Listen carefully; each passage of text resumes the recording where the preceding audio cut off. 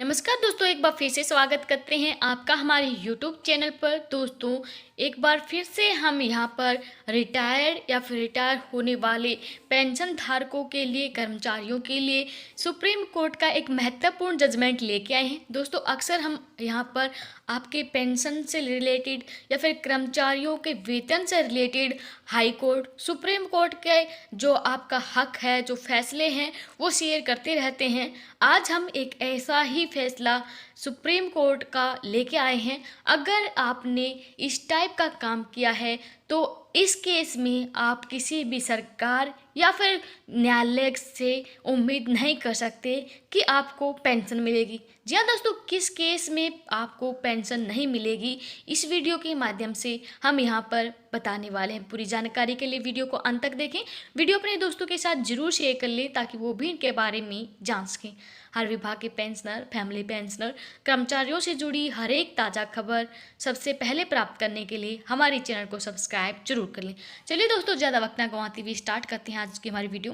दोस्तों, आज हम आप सबके सामने शेयर करने वाले हैं सुप्रीम कोर्ट का एक अति महत्वपूर्ण जजमेंट, जिसमें सुप्रीम कोर्ट ने साफ साफ क्लैरिफाई कर दिया है कि कौन से सरकारी कर्मचारी पेंशन के हकदार नहीं होंगे। जी दोस्तों, सुप्रीम कोर्ट ने कहा है कि एक सरकारी कर्मचारी जिसने सेवा से इस्तीफा दे दिया है, वो स्वैच्छिक सेवानिवृत्ति लोगों के लिए उपलब्ध पेंशन लाभ का हकदार नहीं है। केस की डिटेल अगर हम बताएं तो एक ध्यानचंद शर्मा नाम का इंसान 22 सितंबर 1971 को चपरासी के पद पर नियमित किया गया था। उन्होंने 7 जुलाई 1990 को अपना इस्तीफा दे दिया, जिसे 10 जुलाई 1990 से नियोक्ता ने स्वीकार भी कर लिया। उन्हें बीएसएनएल यमुना पावर लिमिटेड द्वारा 2 आधारों पर पेंशन लाभ से वंचित कर दिया गया। कौन कौन से आधार थे, चलिए एक बार बता देते हैं। तो दोस्तों, पहला आधार कि उसने 20 साल की सेवा पूरी नहीं की थी, जिससे वो पेंशन के लिए अयोग्य हो गया। और दूसरा, इस्तीफा देकर उसने अपनी पिछली सेवाओं को समाप्त कर दिया था, इसलिए पेंशन लाभ का दावा नहीं कर सकता। दोस्तों, ध्यान रखिए, कोई भी सरकारी कर्मचारी सेवा यहाँ पर पेंशन लेने का हकदार तभी होता है जब वो तय सीमा से पहले इस्तीफा दे देता है, तो उसको पेंशन नहीं मिलती है। रीट याचिका को खारिज करते हुए हाईकोर्ट ने नियोक्ता को इस आधार पर उसे पेंशन भोगी लाभ देने का निर्देश दिया कि उसने 20 साल की सेवा पूरी कर ली थी और सेवा से स्वेच्छा से सेवानिवृत्त और नहीं इस्तीफा दिया था, ये बताने के लिए कि उनके इस्तीफे का लेटर स्वैच्छिक इस्तीफा होगा। हाईकोर्ट ने असगर इब्राहिम अमीन बनाम एलआईसी के फैसले पर भरोसा किया था। अपील में इस मामले में बेंच के संज्ञान में लाया गया कि असगर इब्राहिम अमीन मामले में लिया गया विचार जो इस्तीफे और सेवानिवृत्ति के बीच के अंतर को दर्शाता है, उसे वरिष्ठ मंडल प्रबंधन एलआईसी बनाम लाल मीना के मामले में खारिज कर दिया गया था।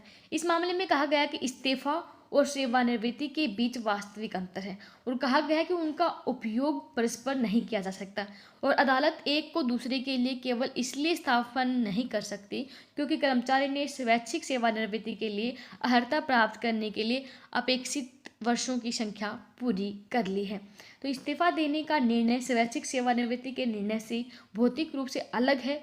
कानूनी परिणामों में इस्तीफा देने का निर्णय लागू प्रावधानों के तहत इस्तीफे से चलता है।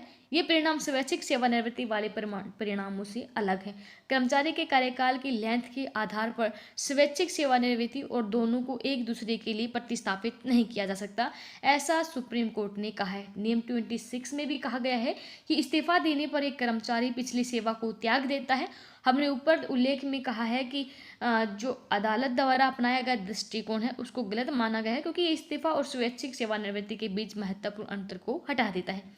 भले ही पहले प्रतिवादी ने स्वैच्छिक सेवानिवृत्ति के लिए आवेदन करने के लिए अपेक्षित वर्षों की सेवा पूरी कर ली हो, उनका इस्तीफा देने का निर्णय था, स्वैच्छिक सेवानिवृत्ति लेने का निर्णय नहीं था।